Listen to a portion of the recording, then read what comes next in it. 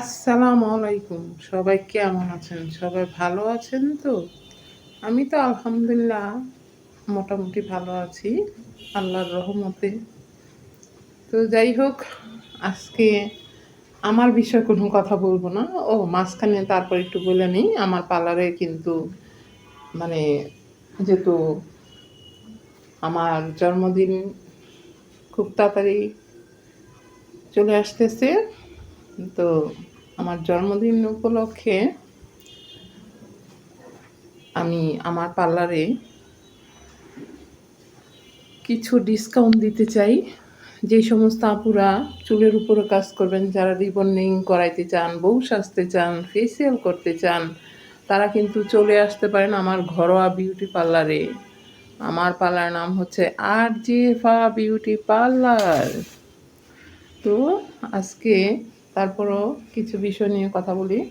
TikToker Mamun এই ছেঁড়া 2 দিন পর পর এক একটা করে বুইড়া বেটি ধরে, আর 2 দিন পর পর এক একটা বুইড়া বেটির থেকে টাকা পয়সা খায়। তারপরে ওই বেটি করে মাইর দেয়, দৌড় দেয়। আমার হিসাবে ওরে জেলের মধ্যে নিয়া তারপরে তো ওর গরম ডিম ওর ভিতরে ঢুকানো দরকার, তাইলে যদি ওর শিক্ষা হয়। কারণ এইভাবে বয়স্ক মেয়েদেরকে সে টার্গেট করে করে তার ফ্যামিলিটা আরও বড় খারাপ। তার ফ্যামিলিটা তারা ওইভাবে টেক কেয়ার করতে পারে নাই, ওইভাবে মানুষ করতে পারে নাই। যদি মানুষ করতো তাহলে সে এরকম করতে পারতো না। প্রথম লায়লার টাকা পয়সা খাইলো, এরপরে আরেক বেটি, ওই যে মোহনা নাকি যেন ওই বেটির টাকা খাইলো, এখন ওই বেটির মাইরা মুইরা বসকা মস্কা হালাইতেছে। মানে কি এসব? তোমার যোগ্যতা দিয়ে তুমি আগাও, তুমি আরেকজনের টাকা পয়সা দেখে কেন লোভ করো? এই যে লায়লার অভিশাপ আসলে লেগে গেছে।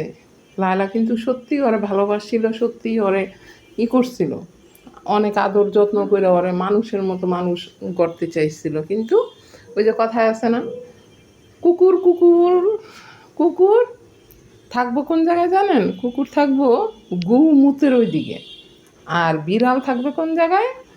মানুষের বুকে, মানুষের ভালোবাসার টানে। তো যতই ওরে ভালো করতে চাক না কেন, সে যেরকম ওই রকমই থাকবো।